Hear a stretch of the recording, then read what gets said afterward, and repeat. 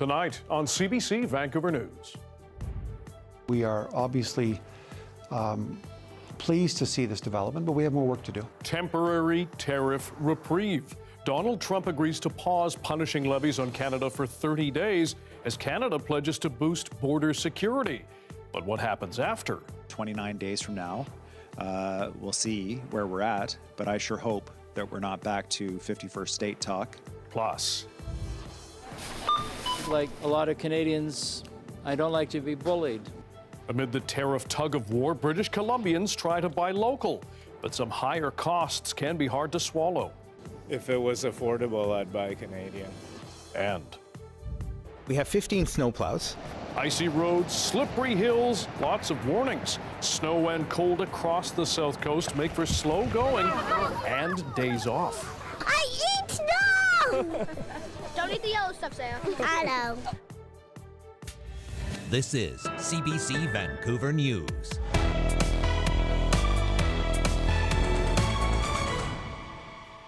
Hello, I'm Dan Burritt. Thanks for joining us. After another day of threats, bluster, and phone calls, Canada and the U.S. have agreed to pause tariffs against each other for at least 30 days. The development comes after Prime Minister Justin Trudeau spoke twice with U.S. President Donald Trump. But as Olivia Stefanovich explains, the agreement was not reached right away. And he can probably... For the first time since returning to the Oval Office, U.S. President Donald Trump spoke to Prime Minister Justin Trudeau not once, but twice today. And we had a good talk in the morning. But unlike his call with Mexico's president, who agreed to send 10,000 soldiers to the U.S.-Mexico border in exchange for a one-month tariff deferral, Trump didn't extend the same reprieve to his northern neighbor, at least not at first. Look, what I'd like to see, Canada become our 51st state. It took a second call between the two leaders for Trump to agree to pause tariffs for at least 30 days. We are obviously pleased to see this development, but we have more work to do. Specifically, Canada has agreed to do more with the U.S. to crack down on illegal migrants and fentanyl. People are aware of this long-standing neighborly relationship. They know there's a win-win to be had. We're going to keep driving home that message as we implement these changes. This is a sign that our efforts have been effective. A relief for Canadian officials bracing for a painful trade war. The fact that we, along with other provinces, were banning U.S. booze from the shelves, along with the counter tariffs by the federal government that we supported, I think got the attention of the United States of America. But the threat of tariffs still looms. For me, it's not a complete victory. For me, I still think that Mr. Trump wants to attack Canada. Immediately deploy military troops, helicopters, and surveillance to the border. The idea of militarizing the world's largest undefended border, supported by some as a way to de-escalate the situation. We also need to do what we can to work alongside our largest trading partner. Instead, Trudeau says nearly 10,000 frontline personnel will work on protecting the border. Canada will list the cartels as terrorists, appoint a fentanyl czar, and spend $200 million on a new intelligence directive to tackle the illegal drug and organized crime. Olivia Stefanovich, CBC News, Ottawa. BC Premier David Eby, meanwhile, says the province will pause its retaliatory measures to Trump's tariffs for now. But Eby says the provincial government will continue to explore trade alternatives. For more, let's bring in the CBC's provincial affairs reporter, Katie DeRosa. Katie, Eby sounded relieved but also cautious. That's right. Eby saying that he will not go ahead with those retaliatory measures to remove U.S. alcohol from BC shelves. But he's basically saying that we cannot take anything for granted. He's concerned that in 30 days' time, we could be back to where we are. So that's why he's saying BC will continue to try and diversify its exports, for example, critical minerals and natural resources like lumber and oil and gas, to Asian markets and Europe, which could also be on the end of Trump's tariff threat. He also said that the 10 projects that BC was going to expedite to get our economy moving and to create thousands of jobs, those will still be expedited. But EB faces the challenge of now putting together a budget with all this uncertainty, which again, he said, he is cautiously watching to see if Trump changes his mind. And here's what he said about that. If there's a tweet tomorrow that puts the tariffs back on, we need to be prepared. We will be prepared, and we will continue our work to respond. And hopefully we don't need to, and we can all move forward. Katie, part of this agreement is also that Canada commits to bringing in a fentanyl czar and beef up border security. What does the Premier make of that? Well, we know that in Trump's messaging, BC was singled out in terms of the fentanyl smuggling that goes on here and the precursor chemicals. So, the Premier welcomed the measures from the federal government. He said that's an area of federal responsibility, so they should be doing that.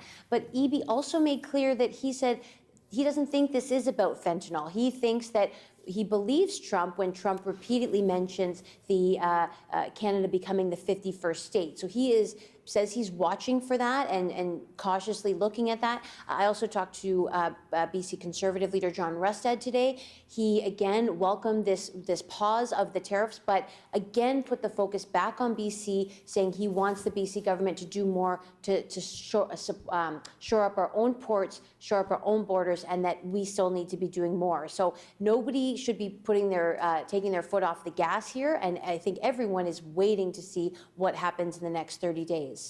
Katie DeRosa reporting from Victoria. Thanks very much. Now, Canadians have been spared a fresh round of price shocks at the grocery store now that the U.S. tariffs are paused for now. But as Lindsay Duncombe reports, Trump's constant back and forth may have boosted the backlash against buying American goods. To buy California oranges or not, for Greg, the decision is about more than price. I think, like a lot of Canadians, I don't like to be bullied. And the pause in tariffs won't change how he shops. So, every few hours we hear new announcements about they're on or they're off or they might be or this rate or that rate. So, to heck with that. Like, who are we? What do we want? Why should there be a Canada? Do we care enough? The immediate threat of higher costs may be on hold, but for shoppers, grocers, and food producers, it just means continued chaos and anxiety. It's kind of like the executioner has just delayed dropping the knife, right? And so you still, the uncertainty level is deferred, but still very high. Many Canadians feel betrayed by the U.S., and the delay does not restore that trust. I don't know if we can really view the USA as the reliable partner going forward that we did in the past. Not everyone, though, has the privilege of shopping with their emotions. Canadian products often cost more. If it was affordable, I'd buy Canadian. Do you think it is affordable? Absolutely not. Left trying to satisfy all customers and not go broke, grocers like Anthony Sullivan. He ordered these stickers over the weekend and plans to keep promoting Canadian goods. Asking customers to maybe change their behavior just a little bit. Try that local BC product. If you're used to your regular brand, maybe take a leap and try something different. And there may even be a way to keep eating oranges. Look what Greg found. Mexico. Finding joy in all the uncertainty. Lindsay Duncombe, CBC News, Vancouver. Despite the 11th hour reprieve from U.S. tariffs on Canadian exports, the trade battle with the United States could get rougher still, as Bell Puri reports hefty taxes could upend BC industries and cost jobs. BC Forestry is bracing for the worst under a 25% U.S. tariff on Canadian goods. If and when it's implemented, the industry expects the impact will be immediate. It threatens the competitiveness of the forest industry, which then endangers jobs in local communities. A lot of jobs could be on the line. talking to unions and workers on the ground about how they're feeling, people are feeling really anxious and uncertain. BC Federation of Labour represents over 500,000 workers in nearly every part of the provincial economy. Job losses expected across industries. We're already hearing from some folks that we're seeing, possible closures, temporary closures for, industry to be able to sort of wrap their heads around this. If markets for some products suddenly become unavailable, that will impact the U.S. too. We have a state like California that needs to rebuild from the recent and ongoing forest fire challenges that they've had down there. They need those building materials. And when President Trump says that he thinks that there's enough forests in America to fulfill all their lumber needs, there aren't. Add to potential job losses the ripple effect. Higher unemployment further drives down demand for services like restaurant, hospitality, and entertainment industries. This is a moment in time where we need to, be courageous and be strong and not back down, but also use this as a momentum, right, to be able to change the way we do things here in Canada. Closing off or limiting the U.S. market could open opportunities in new countries, but that would only happen in long term. For now, employers and workers agree keeping people working is going to be key and critical as Canada maneuvers through these negotiations with the Trump administration. Belle Puri, CBC News, Vancouver. The RCMP is warning drivers of icy and treacherous conditions along Highway 1 between Langley and the Fraser Valley. Mounties encourage drivers to only use the highway if they have to, as the icy and snowy conditions can lead to intermittent shutdowns in both directions. Officials encourage drivers to leave early and make sure their vehicles are fully prepared for winter conditions. So this latest winter wallop is also being felt on Vancouver Island. As Claire Palmer reports, Nanaimo is blanketed with up to 15 centimeters of snow, and it seems there's more to come. A dry January into a snowy February. Schools in Nanaimo already closed for Professional Development Day, leaving some kids free to enjoy the winter weather. It's so fun. You sled. If you don't like it, I will come to your house. No, we love it. Once a year, that's perfect. Maybe need more. Yeah. Public Works is out in full force clearing roads. Still, the commute was anything but smooth. We're seeing lots of vehicles abandoned at the side of the road, so clearly not prepared to be out and about in this kind of weather. It's getting in the way of our plows. It's causing hazards for other vehicles on the road, so we're going to start towing those pretty quickly. Main Roads, which maintains the roads on the island, says they've been out treating highways on the Central Island, but that just north of Nanaimo is avoiding the worst of the snow. Nanaimo South is expected to face the brunt of the precipitation. People are generally being pretty good. There are very slippery conditions, though, because of this type of snow is a very wet snow. So we anticipate that it's going to freeze overnight too. So we could see some very slippery conditions. At Cal Tire, phones have been ringing for last-minute winter tires. Technicians are working to get cars snow ready and say it's always good to get your snow tires on in October before the snow, and that they can offer better traction in the rain too. And people on the island like to freak out that it does snow. So you are doing a lot of defensive driving, which it is helpful when you do have the winter tires because you have the most traction and you can get out of the way faster. City buildings have also closed with delays to local transit, as snow is expected to continue throughout the week. Claire Palmer, CBC News, Nanaimo. Darius Madavi is off, so Riley Lachek joins us now with a forecast on a busy snow day across much of the South Coast and beyond. Riley. Yeah, and prepare for a messy and treacherous night ahead, Dan, into the morning hours tomorrow. So for Metro Vancouver, for much of the South Coast, this is a special weather statement. We're expecting this moisture-rich snow to really come in bands. Further out from that, up to 20 centimeters on the east and west sides of the island as we look at the snow continuing through the overnight hours. It's all part of this massive area of low pressure off the coast, which is bringing a lot of this very moisture-rich snow right onto the island and the South Coast. We'll time all this out for you when I come back in a bit. That sounds great. Thanks, Riley. You're welcome. A First Nation on the Sunshine Coast came up with a new way to create more housing in their community. After the break, we check in with how moving homes, it's a new meaning. Stick around.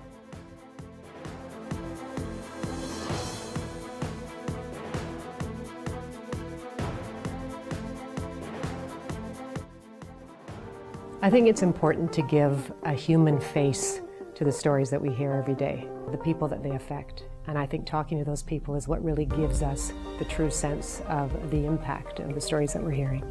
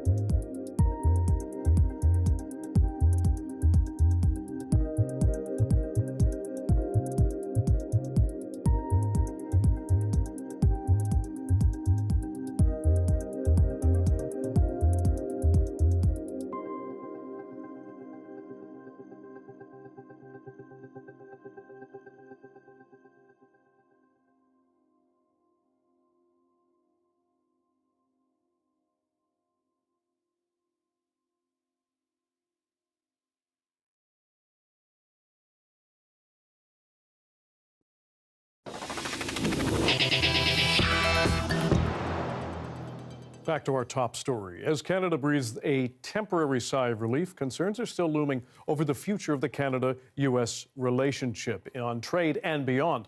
To take a look at what could be next, we're joined by Terry Gibbons, professor of political science at UBC. Terry, great to see you. Thanks for joining us. You've been watching this very closely. What do you make of the latest back and forth? Well, it's been very interesting. I kind of expected this to happen because I heard what happened with Mexico, and I expected there would be, there was finally some communication going on between Washington and Ottawa. So I think that was very important. And it's been a very interesting day. When it comes to what does this mean for the future? We're not just talking about trade. When we hear the bluster from the president around making Canada the 51st state, subsuming the second largest country on the face of the earth, it's rankled certainly a lot of Canadians. Do you think it's making waves or getting any attention in the U.S. from citizens? Absolutely. I have many friends in the U.S. I'm actually sitting in the U.S. right now, but you look, the U.S. is very interested, people in the U.S., I should say, are very interested in what's going on in Canada because we have a vested interest in terms of our relationship. I mean, I grew up in Washington State, and there are so many people who have ties to Canada. All across the country, there are people with ties to Canada. And so I think it's important to understand that what's happening in Washington isn't necessarily the sentiment of what's going on with the people in the U.S. And so, I think even though it seems like there's a combative relationship developing between Washington and Ottawa, I think that the rest of the country, especially the states that are geographically connected to Canada, is much different. Why do you suppose President Trump made this, if we can call it a pivot? First, earlier in the day, he has this call with the Prime Minister, says Canada's been treating us very badly. Second call, we have a temporary pause. Well, I can tell you that he's getting a lot of feedback from the U.S. Chamber of Commerce, from so many business entities that are contacting the president and saying, hey, this is not working. Even the Wall Street Journal is saying that this does not make sense. And, I think in the end, he wanted to win. He wanted to be able to say, look, we got something out of this. And he's been enamored with tariffs. He looks back to President McKinley as somebody he admires for, having tariffs, even though he changed his mind over time. And, I think there's really a sentiment amongst the business community that they do not want this and that they need to convince the president that this is not necessarily the right direction. Lastly, Terry, we appreciate your time. We heard from Premier David Eby that he's still concerned, cautious about 51st state rhetoric from the president. Do you think he has a right to still be cautious? 100%, because Trump is very unpredictable and we do not know what he's going to do next, as we saw today. I think it's really important that Canadian officials stay apprised of what's going on. There's some talk about Trump trying to pressure Canada economically or to even try to ruin Canada's economy in order to make it more amenable. But, I think the reality is that is such a far off thing. I don't think many Americans are interested in trying to force Canada into becoming the 51st state. Terry Givens, Professor of Political Science at UBC, we really appreciate your time and your expertise. Thanks for joining us. Thank you. There's a look at a snow day in Nanaimo with squalls bringing plenty of snow onto the streets.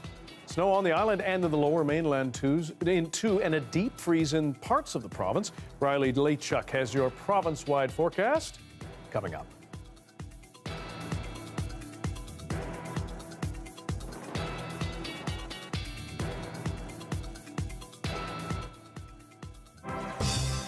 Hi, I'm Amy Bell, and this is your CBC Inbox. Canada's biggest night in music is coming to Vancouver, and we want you to be there. The Juno Awards will be hosted by BC's own Michael Bublé, live from Rogers Arena on Sunday, March 30th. The evening features live performances by Juno-nominated artists, including a special award presentation to rock band Sum 41. Tickets on sale now at cbcmusic.ca/Junos.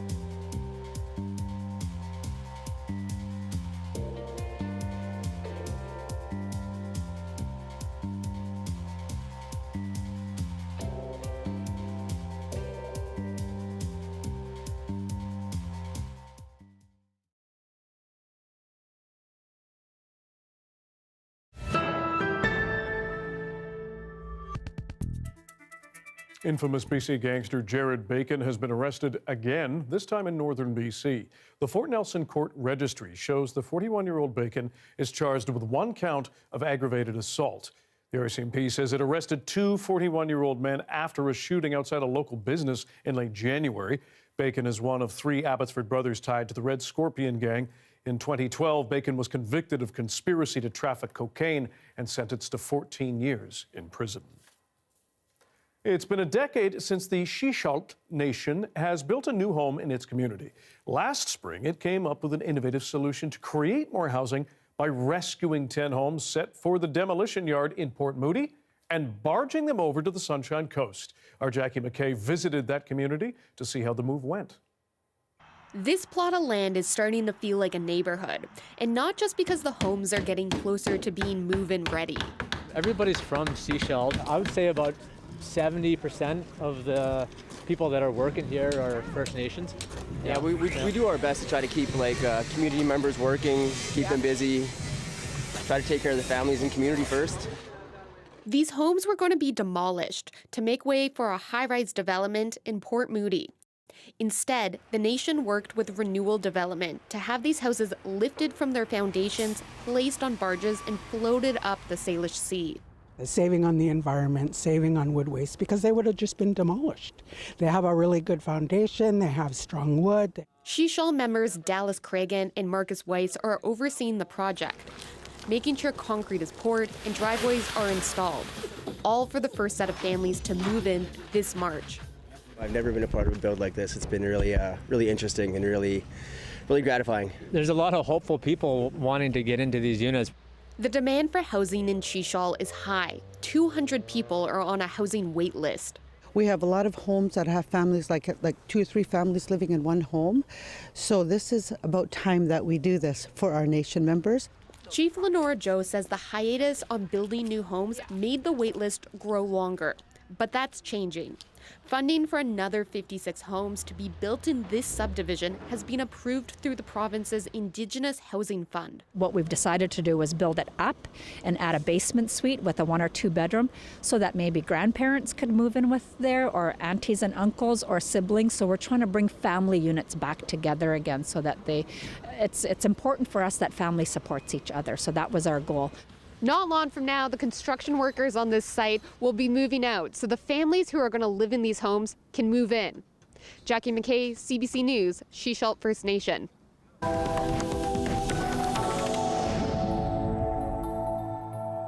Donald Trump is expanding the targets of his trade war to include the European Union. As Margaret Evans reports, he's threatened to hit the 27-state bloc with tariffs, warning he could impose taxes on EU goods imported into the U.S. very soon. Ready or not, here he comes. That was U.S. President Donald Trump's message overnight, making it clear that the European Union should expect the same treatment on tariffs as Canada.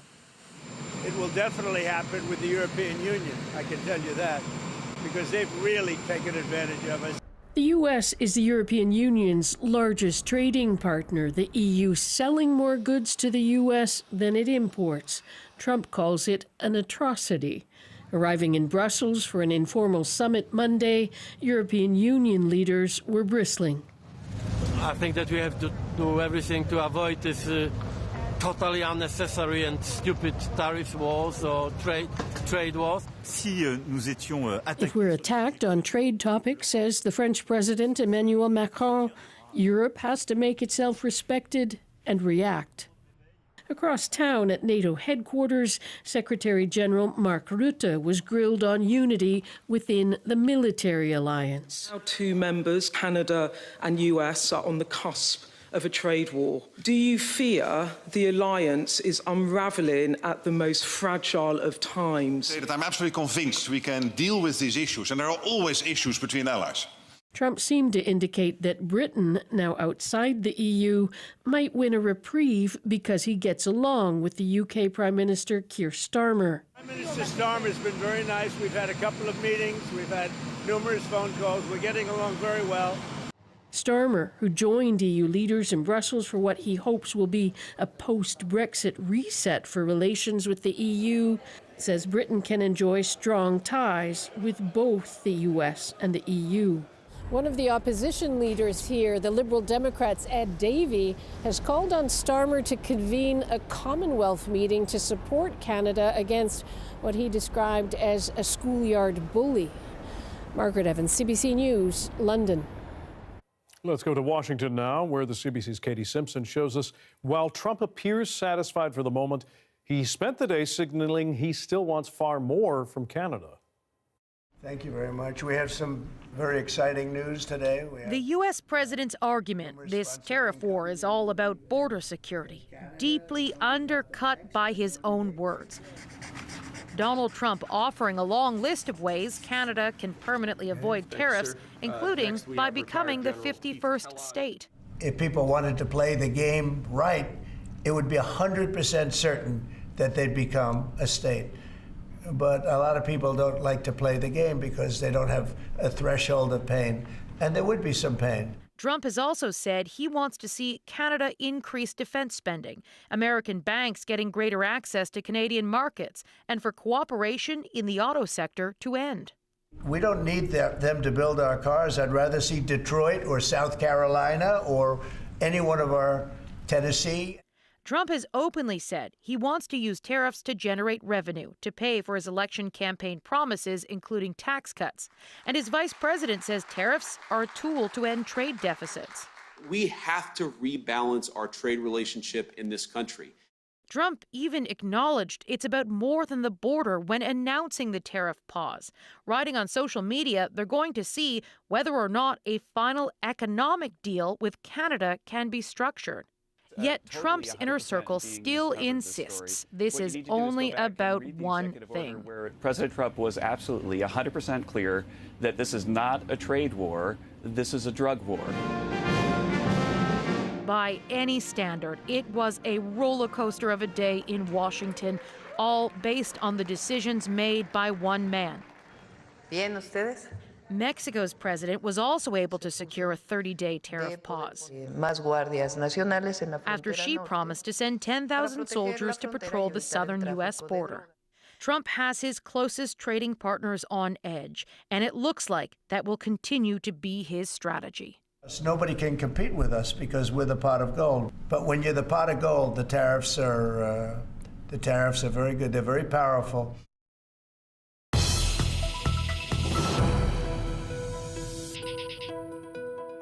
It's the latest advancement in battling diabetes and obesity. But now there is some evidence that drugs like Ozempic could help patients with other ailments. An observational study in the scientific journal Nature, glucagon-like peptide-1 receptor agonists, similar to Ozempic, were associated with reduced risk of substance use and psychotic disorders, along with seizures and neurocognitive disorders, to name a few. For more, let's turn to Dr. Robin Chong. He is an associate professor with UBC's Faculty of Medicine, studying neurology with the University's Center for Brain Health. Doctor, thanks for being with us. Some interesting findings in that study. What does it tell us about drugs like Ozempic or Wegovy? Well, it's a very interesting study because normally when we treat diabetes, it reduces the diabetes-related risk factors such as strokes and heart disease. So those are kind of expected. But in this particular study, they review a lot of information, including some of those that are unexpected. For instance, you mentioned there's a reduction in addictions risk, for instance, alcohol use disorder, and also in seizures. And you mentioned in my specialty, which is neurodegenerative diseases, there are some observations that there's a reduction in dementia and Alzheimer's disease. So that's very intriguing. Mm-hmm. What do we know about the relationship between diabetes and neurological disorders? Well, we know that diabetes causes or lead to a number of neurological disorders, but most commonly nerve problems such as neuropathy and vascular disease such as heart disease and stroke. So these are the big ones. But we have also studied quite a bit on Alzheimer's disease, and Alzheimer's has a link to vascular risk factors as well. That's why we always ask people to be careful with their vascular risk factors, have their blood pressure monitored, have their diabetes properly controlled, and same with high cholesterol. But this seems like from this study, the effects, it's outside of its diabetes improvements. There's something else that goes on, which is we find quite interesting. What are the shortcomings of a study like this, or what needs to be examined next? We note this was an observational study. Right. Observational studies only discover some interesting findings, but it cannot be a proof. So I know that there are actually some clinical trials going on, because in this particular study, the observations are all people who have diabetes and got treated. And then they observe these people over a number of years and see whether other risk or diseases are reduced. But it doesn't prove that it's actually helping the actual disease itself. So the gold standard is actually do a clinical trial to look at this effect on the patients with a particular disease of interest. And in my area of research, I know that there are clinical trials being conducted for Alzheimer's disease in particular, using a GLP-1 agonist treatment. Dr. Robert Chung with UBC's Department of School of Medicine, we very much appreciate your time and your expertise. Thanks for joining us. Thank you very much. Up next, the new artificial intelligence app DeepSeek claims to use a fraction of the energy and water of its competitors. But how does it do it, and is it enough? We'll bring you that after this.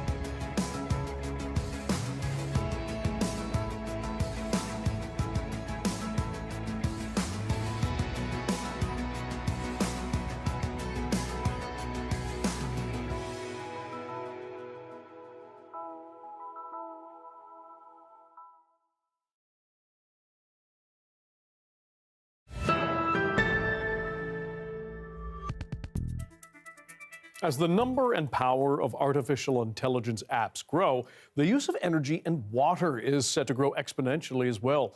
The new AI-powered chatbot DeepSeek claims to be using 1/10 of the energy of its competitors. As Johanna Wagstaff shows us, experts say it's about time that conversation of AI and energy happened.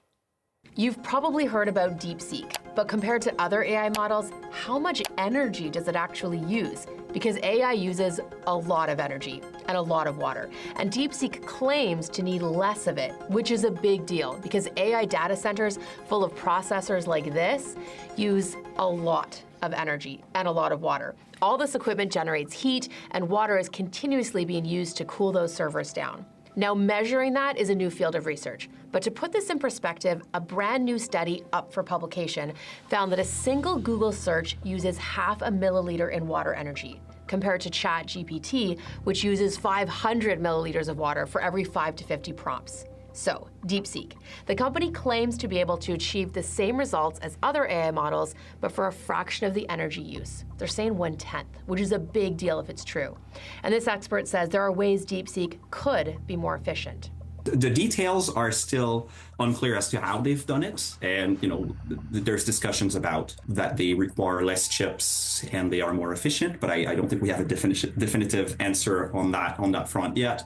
But in theory, if we can make it to consider subsets or have ways to reduce the computation size by looking at things that are more important within the entire billions of parameters, then we can make them more efficient. So whether DeepSeek is truly better for the environment, that remains to be seen. And it's important to be critical anytime a company claims to be more green. But this AI expert says it's a good thing we're at least talking about AI and energy now and looking for solutions. We will see organizations seeking to put their data centers to cool the computers in colder climates. Could that be helpful for countries like Greenland, Canada? And also, can we produce electricity that is greener? Could it be hydroelectric electricity? Can we use that to our own advantage? And it's complicated because AI does help us to figure out green solutions. For example, optimizing energy usage for companies, creating AI-backed irrigation and power grids that are much more efficient. But climate scientists are also paying attention to how much energy we use to get at those solutions. And maybe keep that in mind too next time you use an AI app.